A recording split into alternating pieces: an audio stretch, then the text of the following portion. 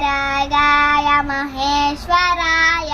नित्याय शुद्धाय दिगंबराय तस्मै नकाराय नमः शिवाय मंदाकिनी सलिल चंदन चच्चिताय नंदीश्वर प्रमथनाथ महेश्वराय मंदार मुख्य बहु पुष्प सुपूजिताय तस्मै मकाराय नमः शिवाय शिवाय गौरी वदनब्ज वृंद सूर्याय दक्षध्वरनाशकाय श्रीनीलकंठाय ऋषभध्वजाय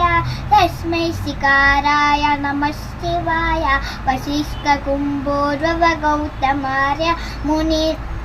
मुनीन्द्रदेव चितशेखराय चन्द्राकवैश्व नरलोचनाय तस्मै वकाराय नमः शिवाय यक्षस्वरूपाय जटाधराय पिनाकस्ताय सनातनाय दिव्याय देवाय दिगंबराय तस्मै यकाराय नमः शिवाय पञ्चाक्षरमिदं पुण्यं यः पठेत् शिवसन्निधौ शिवलोकमवाप्नोति शिवेन सह मुदते।